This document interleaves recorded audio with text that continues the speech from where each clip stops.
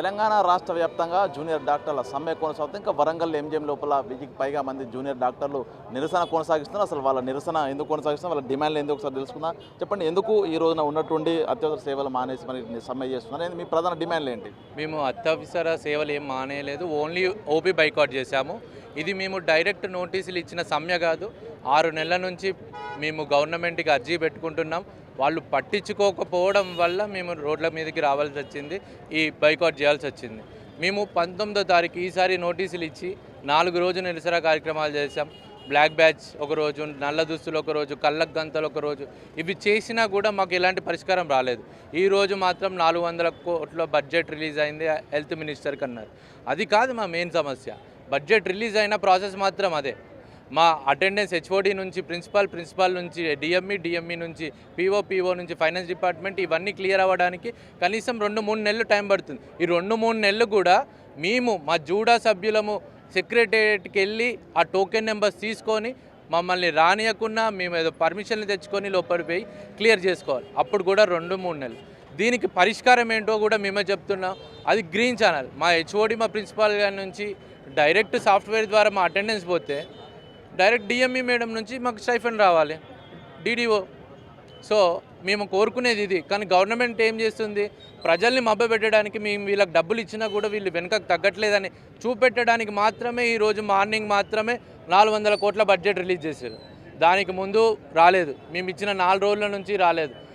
మేము 2 నెలల బ్యాక్ సమ్మె నోటీసులు ఇచ్చినప్పుడు హెల్త్ మినిస్టర్ మమ్మల్ని మాట్లాడి మీరందరూ మా బిడ్డలు, మా కుటుంబ సభ్యులు లాంటి వాళ్ళు, మీ సమస్యలు పరిష్కరిస్తామంటే మేము అదే రోజు సమ్మెను విరమించుకొని మాకు హెల్త్ మినిస్టర్ మీద ఉన్న నమ్మకంతో మేము ఆ రోజు బయటకు వచ్చాం. మా స్టూడెంట్స్ మమ్మల్ని ఎన్ని మాటలు అన్నా కూడా హెల్త్ మినిస్టర్ చేస్తా అన్నాడు కదా, చేస్తాడు అనుకున్నాం. కానీ 2-3 నెలలైనా అవి సేమ్ అదే ప్రాసెస్. స్టైఫండ్ ఈ నెల కూడా రాలేదు. సేమ్ అది నోటీసులు ఇచ్చిన తర్వాత ఇలా మార్నింగ్ స్టైఫండ్ వేయడం మొదలుపెట్టాడు. దీనికి మేము వెనుకకు తగ్గం. మా మెయిన్ డిమాండ్ రెగ్యులరైజేషన్. మేము చెప్పిన గ్రీన్ ఛానల్ రావాలి. అలానే మా KMC roads budget already release అయిందని చెప్పారు. దానికి టెండర్లను వెంటనే పిలవాలి, దానికి శంకుస్థాపన జరగాలి.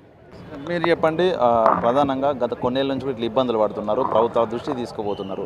ఒకవేళ ప్రభుత్వం స్పందించకుంటే మీ నెక్స్ట్ స్టెప్ ఏంది, మీ యాక్షన్ ప్లాన్ ఏంది? వీఆర్ డాక్టర్స్ అండి. మేము అందరం ఎడ్యుకేటెడ్ పీపుల్. మేము ఎటువంటి వైలెంట్ చర్యలు తీసుకోలేము. నాన్ వైలెంట్గా మా స్ట్రైక్ మేము కొనసాగిస్తాము. ఇలానే మా రిక్వెస్ట్ గవర్నమెంట్ ముందు పెడతాము. అందరికీ అవేర్నెస్ తెచ్చేలాగా చేస్తాము. అవసరమైతే రోడ్ల మీద ర్యాలీలు చేస్తాము. We are not calling down any bad names to any government. మామూలుగా ఇట్లా స్ట్రైక్లు అయితే సీఎం డౌన్ అనడము అట్లాంటివి అంటారు. మేము అట్లా అడగట్లేదండి. మా హక్కులు ఇవి, మా ప్రాబ్లమ్స్ ఇవి, సాల్వ్ చేయమని పీస్ఫుల్గా అడుగుతున్నాము. ఇవంతా మాకు కూడా స్ట్రెయినే అండి. అక్కడ పేషెంట్స్ని వదిలిపెట్టి పర్మిషన్లు తీసుకొని స్ట్రైక్ చేయడం, ఇట్ ఈస్ నాట్ సట్ ఈజీ. ఇట్లాంటివి దీనివల్ల స్టూడెంట్స్ ఇబ్బంది పడుతున్నారు, వాళ్ళని కన్సల్ట్ అవ్వడానికి వచ్చిన పేషెంట్స్ ఇబ్బంది పడుతున్నారు. మొత్తం ఇంకా 6 డిమాండ్స్ ఉన్నాయండి. ఉస్మానియా హాస్పిటల్ కొత్త కట్టాలి. సూపర్ స్పెషాలిటీ పీజీస్ అంటే గుండె వైద్యులు, బ్రెయిన్ వైద్యులు, కార్డియో, న్యూరో ఇట్లాంటి డాక్టర్స్ చాలా తక్కువ మంది ఉంటారు గవర్నమెంట్లో. వాళ్ళకి ఎస్ఆర్షిప్ పీరియడ్లో, సర్వీస్ పీరియడ్లో అసిస్టెంట్ ప్రొఫెసర్ క్యాడర్ ఇచ్చి వాళ్ళని 1.25 lakhs జీతం ఇస్తూ ఉన్నారు. కానీ అది అమల్లోకి రావట్లేదు. మేము పెట్టుకున్న 8 థింగ్స్ మిగతావి ఏంటి? సెక్యూరిటీ పర్సనల్ పెంచాలి, స్టూడెంట్స్ పెరిగినట్టు హాస్టల్స్ ఫెసిలిటీస్, ల్యాబ్ ఫెసిలిటీస్ పెరగాలి. ఇవన్నిటికీ కూడా ఒక్క రీజన్కి కూడా డైరెక్ట్గా మేము స్ట్రైక్కి రాలేదు. We are educated people, that's why we understand the difficulty of government. ఏది ఒక రోజులో అవ్వదు. అందుకనే వెయిట్ చేసి ప్రాపర్ ఛానల్ ద్వారా వెళ్ళి కావాల్సిన పేపర్స్ సబ్మిట్ చేసి రిక్వెస్ట్ వెళ్ళి కావాల్సిన అధికారులను కలిసినాక కూడా ఏవి అవ్వనందుకే మేము ఇక్కడికి వచ్చామండి. ఎవరికి ఏది డిస్కంఫర్ట్ చేయాలనే ఉద్దేశంతో కాదు. మొత్తంగా మీరు మీ సమస్యలను ప్రభుత్వానికి విన్నవించుకున్న తర్వాత చివరసరంగా వాడుకున్నారా? అసలు ప్రభుత్వం కొత్తగా ఏర్పడ్డది, ఇప్పుడే అప్పుల సమస్య ఉంది, కొన్ని ఆగిపోయారు అనేటువంటి వర్షం కూడా వినిపిస్తుంది ప్రభుత్వం నుంచి. దానికి ఏం చెప్తారు మీరు? అప్పుల సమస్య ఉందన్నారండి, మరి ఫ్రీ బస్సులు చేసిండ్రు. కేఎంసీలో 1 కిలోమీటర్ రోడ్ రాదా? ఇది ఇంపార్టెంట్ కదండి. ప్రయారిటీ హెల్త్ అనేది.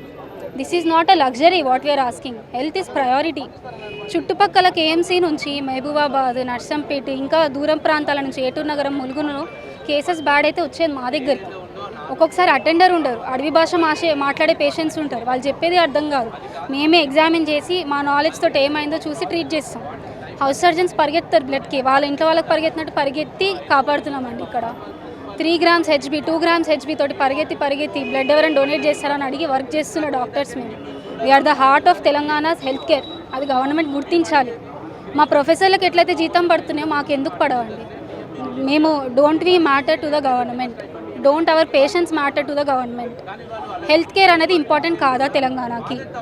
అప్పులు ఒక రీజనా? పేషెంట్స్కి మనం ఫ్రీ సర్వీస్ అందించకపోవడానికి, టైంకి డాక్టర్స్కి సాలరీస్ ఇవ్వకపోవడానికి.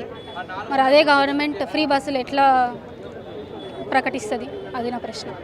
ఇది చూసాం మొత్తంగా మనం ఎంజిఎం పరిసర ప్రాంతాలలో దాదాపుగా జూడాలందరూ కూడా ఇక్కడ కూర్చొని తమ సమ్మె కొనసాగిస్తున్న పరిస్థితి కనిపిస్తుంది. వాళ్ళ చేతిలో కూడా తమ సంబంధించిన ప్లకార్డ్స్ ఉన్నాయి. వి వాంట్ రోడ్స్, పేద ప్రజల సంక్షేమము, ఉస్మానియా భవన నిర్మాణం, అదేవిధంగా roads are made for journey not for accidents, కొత్త మెడికల్ కళాశాల పేరు పెట్టారు, కనీస వస్తువులు లేవు, విద్యార్థులు గోసపడుతున్నారు, we are not roads we want roads అంటూ వాళ్ళకి సంబంధించిన డిమాండ్స్ అన్నీ కూడా ప్లకార్డులు చూపెట్టి కూడా తమ నిరసన అయితే వ్యక్తం చేసిన పరిస్థితి కనిపిస్తోంది. ఇప్పటికే అటు స్టైఫండ్లు పెండింగ్లో ఉండడం, వారికి సంబంధించిన స్టైఫండ్లు వచ్చే విషయంలో కూడా దాదాపు 6 ఛానల్స్ వరకు తిరిగి ఇబ్బందులు పడుతున్నాము, గ్రీన్ ఛానల్ ప్రొవైడ్ చేస్తే తమ ఇబ్బందులు లేకుండా ఉంటామంటూ కూడా ప్రధానంగా వారి నుంచి డిమాండ్స్ వెలువెత్తుంది. ప్రభుత్వం తలొగ్గే వరకు కూడా తమ నిరసన ఇట్లాగే కొనసాగిస్తామంటూ కూడా చూడాలని చెప్పిన పరిస్థితి కనిపిస్తోంది. వీడియో జర్నలిస్ట్ సంతోష్తో Venu big TV, Warangal. For more videos like this, subscribe Big TV channel.